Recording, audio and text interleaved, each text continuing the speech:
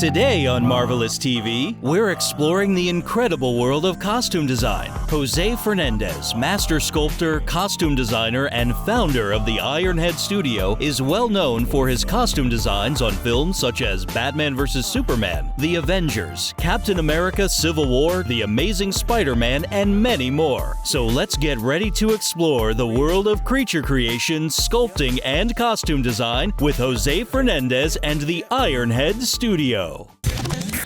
I'm here with Jose Fernandez, and he is the founder of Ironhead Studio.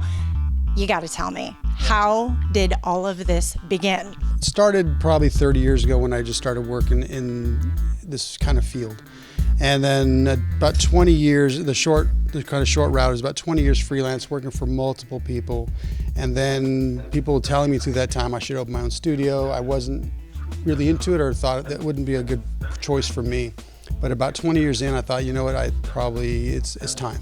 So then I did. About 10 years ago, I found this space. I got my first job, freelance as my own guy, and then started building this company. Now, what was your first big project as Ironhead? Big one was probably Tron. The helmets for Tron was my first big break when I was finally established. When I got my foot in the door on Batman, which they told me I would never sculpt anything related to Batman or anything, I would just be doing detail on Danny DeVito's fat suit. So that's fine. So I got in the door, and then they came to a point where they needed somebody to sculpt Catwoman, and everybody was busy at the time they hired. And Steve Wang was there and a few other people they brought from England. And I raised my hand, I said I would do it. And they were like, yeah, no. And I said, okay, but I kept being persistent. So finally they just had to get something started, so they allowed me to try. And of course, everything I had to that point was like put into that thing.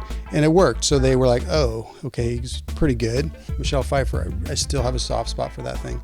I was probably 26, put everything I had in that cowl, and I'm still proud of it. And then they allowed me to redo the cowl because they had a fitting and it didn't fit Keaton. So I had to redo the cowl like overnight.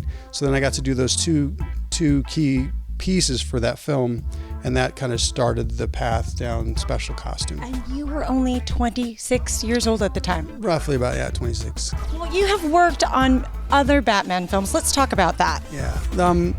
I think 4 total.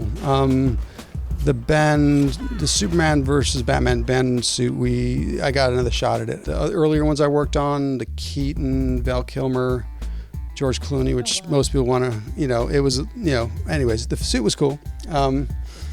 And then Ben, I got to come do it again, I always wanted to revisit it and do it more gritty, and that's exactly where they wanted to go, and that was satisfying as well. Now, you've worked with Ben Affleck previously in Daredevil. What was the process as Batman like the second time around? Daredevil wasn't a great experience for a lot of people. I was hired to do something. I think I did a decent job at it. Film, like it or don't like it. I think he was a little unsure about it. So when I was brought in, he looked at me at first. I was like, uh-oh, what's he going to do? But then he warmed up. We were old friends, and it became great.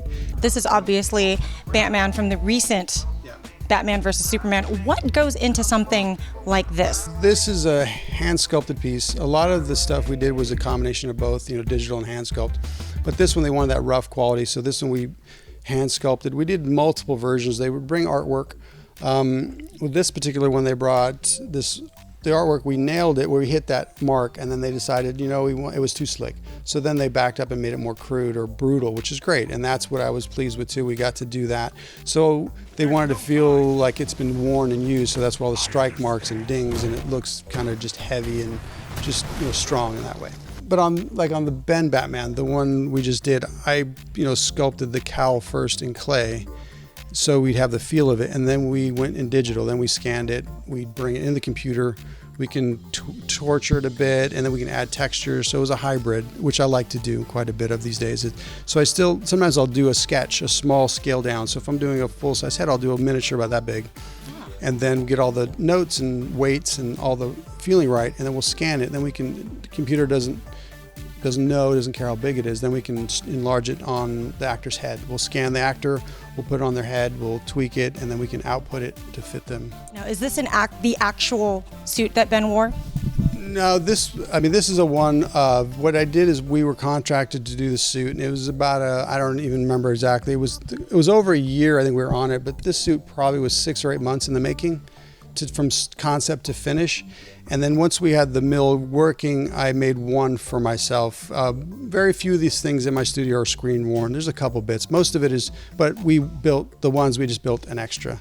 So I would have it for a display, and also to show other clients. They always come in and say, great. And when early on I think X-Men was my first kind of standalone costume.